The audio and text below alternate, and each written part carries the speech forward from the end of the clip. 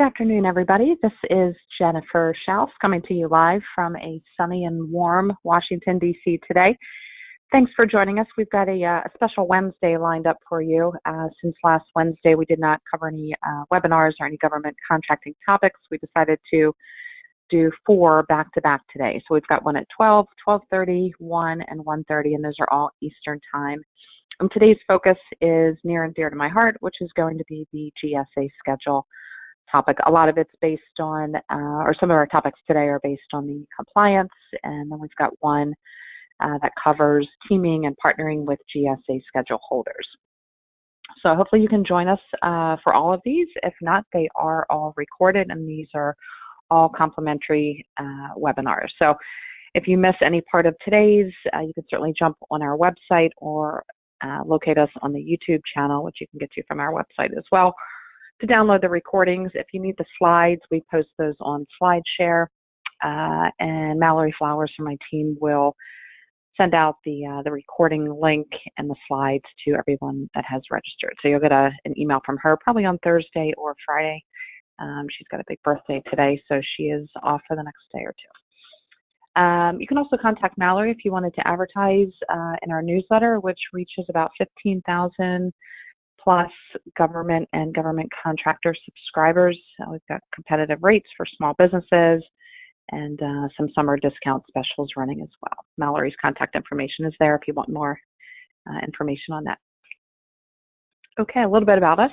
Again, we're based in downtown DC and provide professional services for federal contractors. First and foremost, we do offer the GSA schedule assistance, and then a lot of other services, contract vehicles, certifications, including the 8A, help with proposal writing, pricing, business development, all the compliance and contract admin as well. Just as an FYI, in the DC metropolitan area, we do host a in-person class covering GSA schedules. That's August 6th, and you can find that on our website. We do this in conjunction with the Small Business Development Center in Virginia. Brief background on myself, and more importantly, let's just talk today about GSA schedules and the best practices for getting on to the schedule or being awarded a GSA schedule contract. Okay, so the goal would be for your company to have this great GSA logo at the end of the day.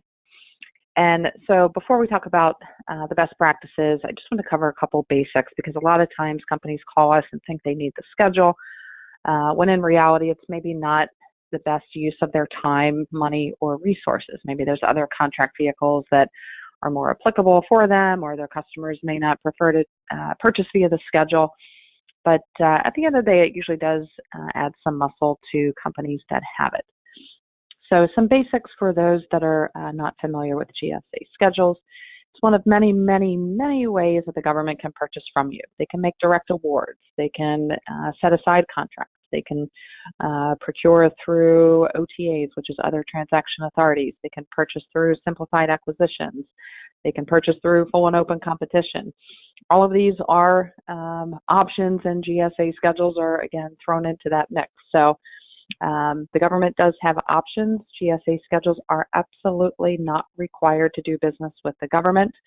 You may have a customer that prefers it. If so, that should be a trigger to move forward with trying to get onto the schedule. It's a marketing tool only, and it's not going to guarantee any sales whatsoever.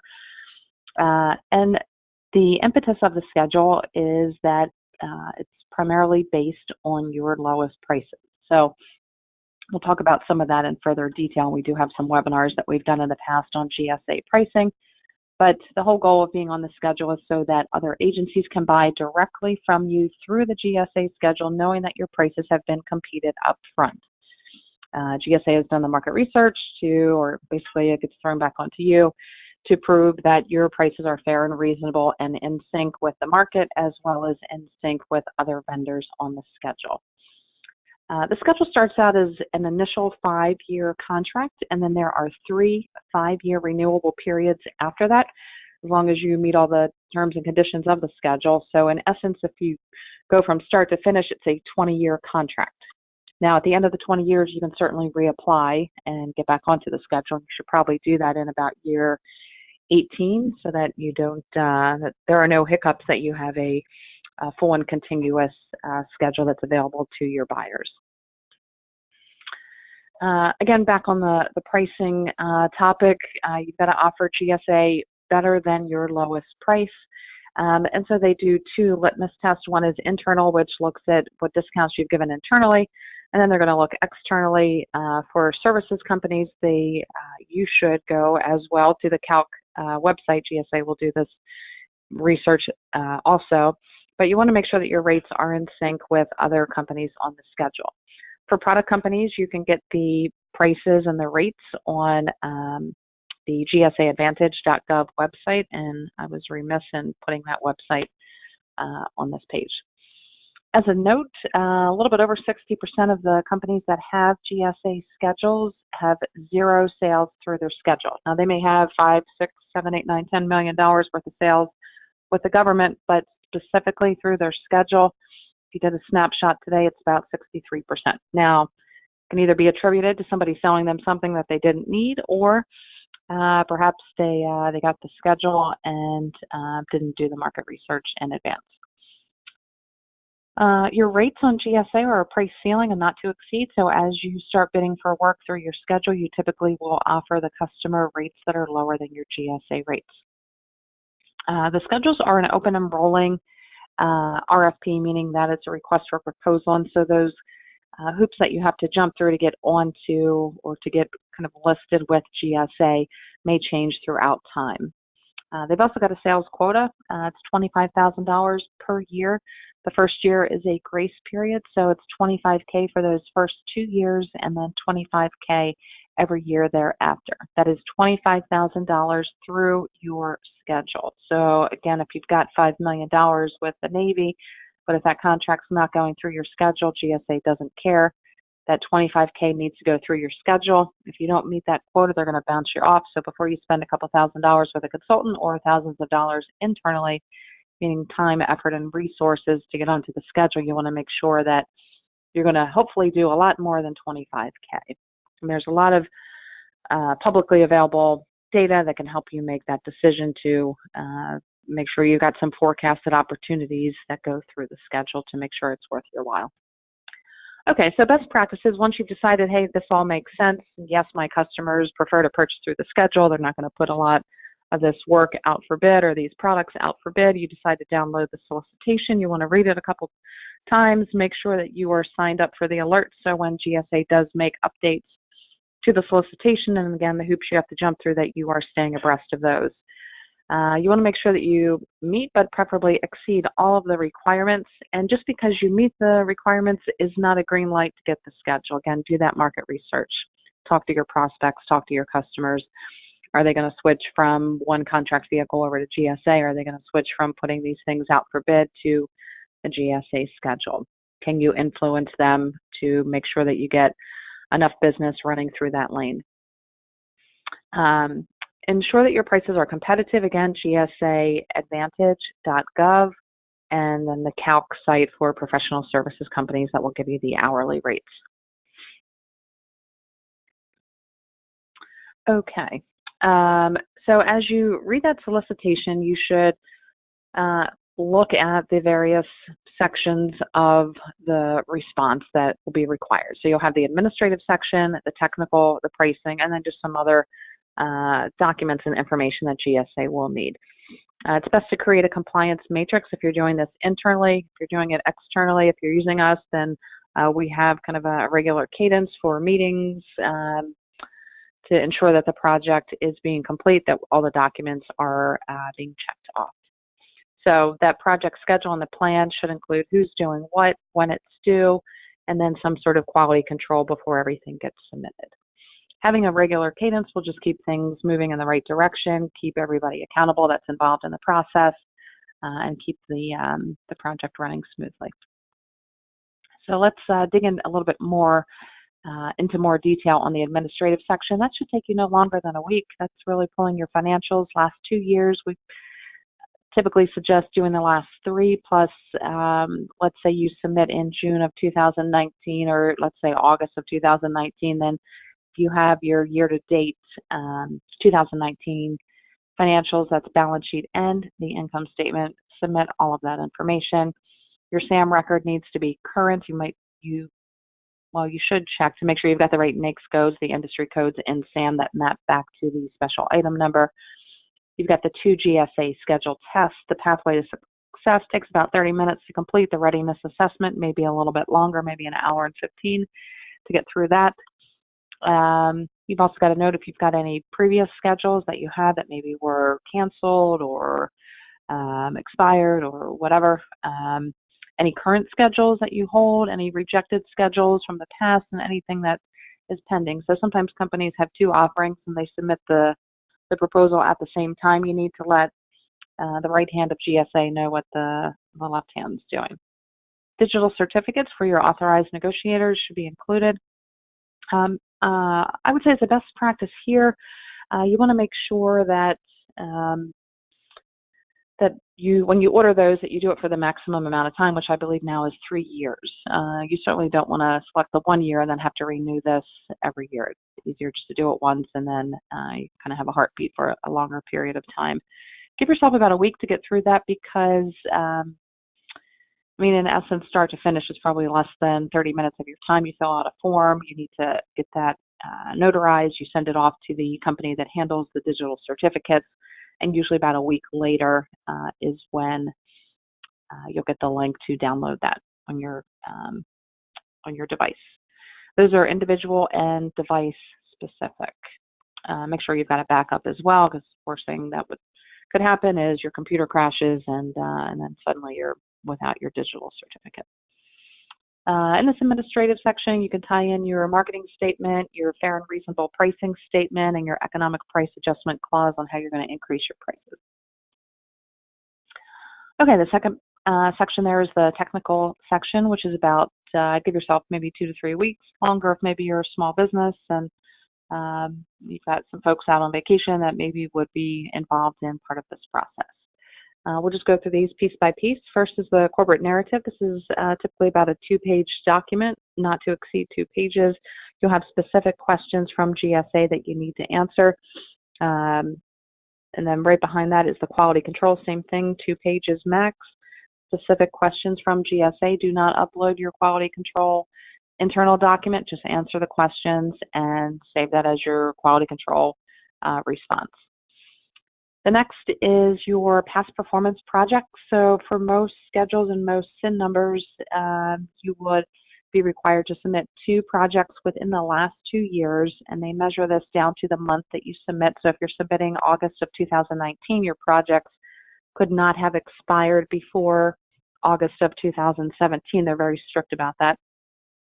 So if you have something that expired June of 2017 or May, that will not count.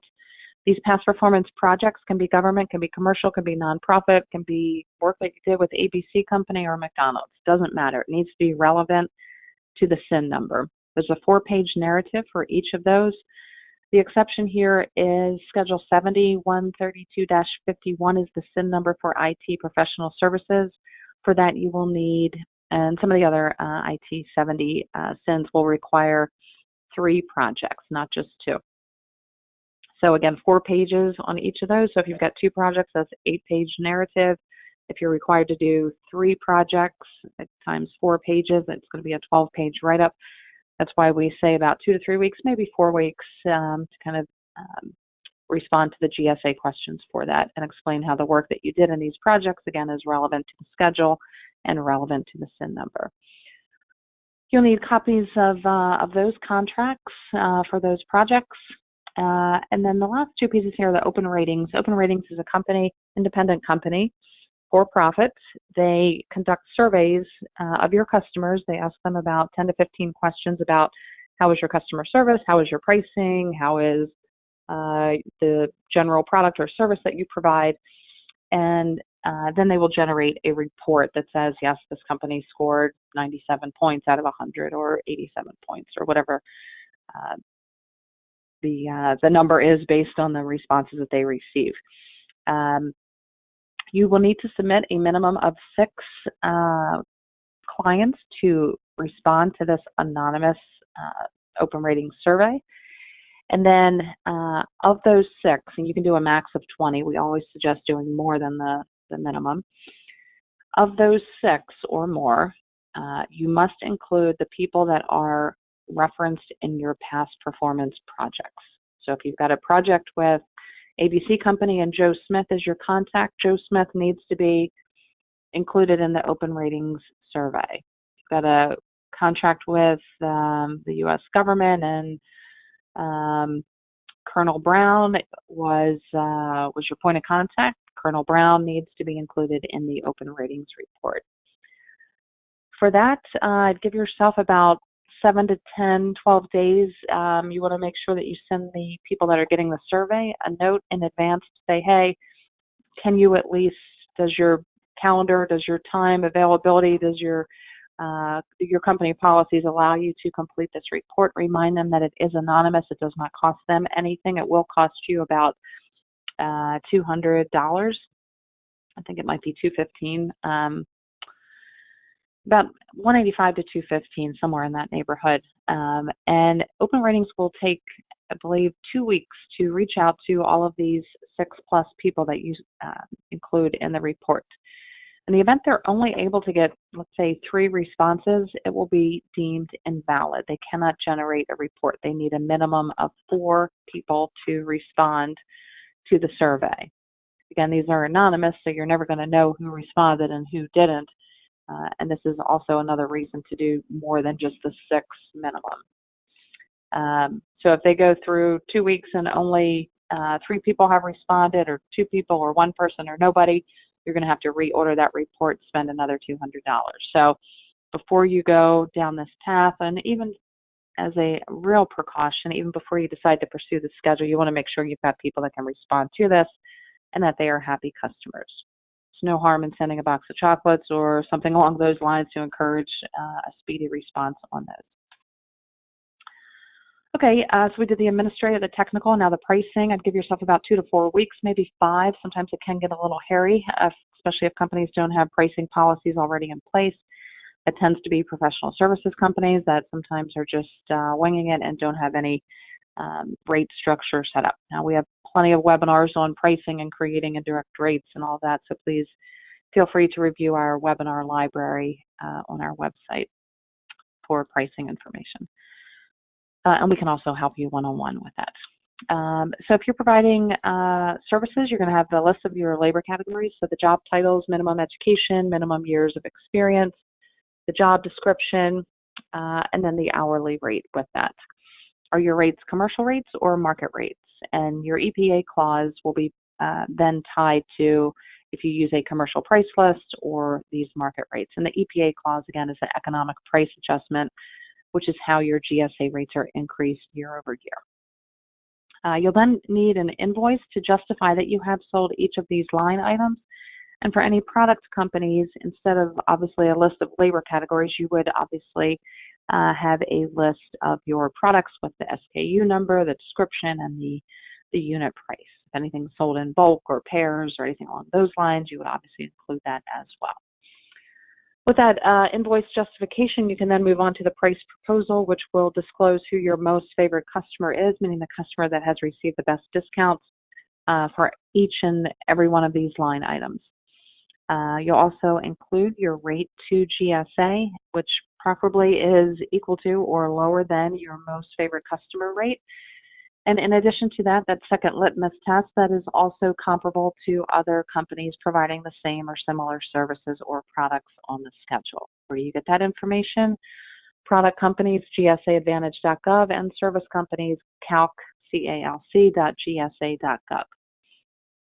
Once you complete that price proposal, you will then complete the commercial sales practices, which is plugging in some information about your expected sales within the special item number, some financial data, and more disclosures on your most favorite customer, as well as for Schedule 70, they require a CSP chart, which really breaks down the categories of customers that you sell to and what % of your business portfolio they make up. The comps, that's really just homework that you can do either before you get onto the schedule, highly recommend, or during the process to make sure that your rates are in sync with other companies. And you can get very specific, particularly on that calc site for professional services companies. So if you're looking for a systems engineer that has 5 years of experience and a minimum bachelor's, you're going to get a GSA average rate of, I'm just going to make something up here, $180 per hour. And if you're offering GSA $280, they're going to say, hey, why are we going to let you onto the schedule at $280? We can buy this systems engineer with 5 years experience, bachelor's, from 75 other companies at a rate $150 per hour. So again, make sure that your rates are going to be in sync with GSA before you go down the path. And then just the other loose ends here, you just at the conclusion of everything, you want to make sure the solicitation that you're responding to is current. Again, that solicitation is a open and rolling RFP that occasionally incurs edits, changes, more hoops that you need to jump through, additional documentation that you may need to supply. So make sure, especially a lot of times companies start this process in January and then suddenly it's August and they say, oh, let's pick that GSA schedule up again without realizing that the schedule is now requiring your favorite color and your favorite vacation spot. I'm being obviously comical here, but you want to make sure again that you're meeting all those requirements. Ensure that you've got a couple authorized negotiators, obviously full-time people within the company, C-level execs, finance people, and that each of those folks do have a digital certificate as well as have backed it up. Sometimes somebody may leave the company, and so you don't want to be stuck with just one authorized negotiator, and then you've got some compliance or some reporting that's due, and nobody then to handle it. Worst case scenario is you're then being reactive versus proactive. And you certainly want to, if you're going to take the trouble to get onto the schedule, you want to make sure that you're going to be on top of it.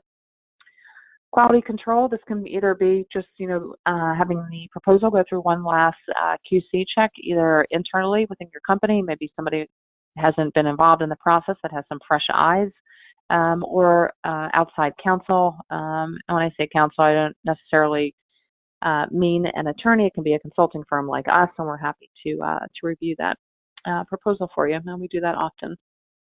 For product companies, you want to make sure that nothing has changed with TAA and Ability One. These are things that you monitor on a continuous basis, particularly post-award, and we'll get into that in one of the other webinars later today. If you've got an authorized negotiator, meaning an outside consulting firm or attorney or whoever it is, you want to make sure you've got the appropriate documentation there. And then just as a best practice, get the screenshot of the GSA e-offer. A lot of times GSA, when they come back after they've reviewed your proposal months later, will say, oh, hey, we haven't received X, Y, or Z. And if you have a screenshot that shows that you actually did upload it, or if they come back perhaps with a rejection letter, then you've got proof there that you did have everything uploaded and it was compliant. So it just kind of is a good idea. Okay, so we did say the screenshot of the e-offer. You want to monitor your emails for GSA response. That's why it's important to have a couple different folks listed as authorized negotiators. Maybe somebody's out on vacation or maternity leave, or they're just busy and not looking at emails. So make sure you've got a couple different people that are then going to be included in that reply from GSA. Typically what will happen, most companies will get a financial inquiry first from GSA. It comes from their Midwest office. This is the SF 527. SF stands for Standard Form. This is just going to be your bank reference and your balance sheet and income statement basically plugged into a GSA form. So nothing to get too excited about, except the only thing to get excited about is that they have finally started to review your offer. So means that things are moving, and sometimes this can take a couple months. And you just want to make sure that you are prepared for negotiations. Are you going to offer additional prompt payment discounts, volume discounts? How low can you go on each and every one of your line items, anticipating that GSA will probably come back and ask for additional discounts? But you've probably already had that discussion as you were putting together your pricing proposal, and you really don't want to give away the farm up front, so that way you've got room for negotiations at the end. And I'll end with this note because we've got another webinar starting in a couple minutes, which has a separate login link, is just get it right the first time. Worst case scenario is that you go through all of this work, all this paperwork, you submit it to GSA, and maybe you're a little sloppy, maybe you didn't do a quality control check at the end, it gets rejected, and you'll probably wait 4, 5, 6, 7, 8 months for them to come back with that rejection. And yes, you can turn around and submit the next day, but more importantly, it's really a wise decision to be very meticulous and careful with, again, getting it right the first time. If we can help you with GSA schedules, any other federal government contracting questions or services that you may need, contact information is here. We thank you for joining us today, and hopefully you'll join us for our next couple webinars today and in the future. Thanks, everybody.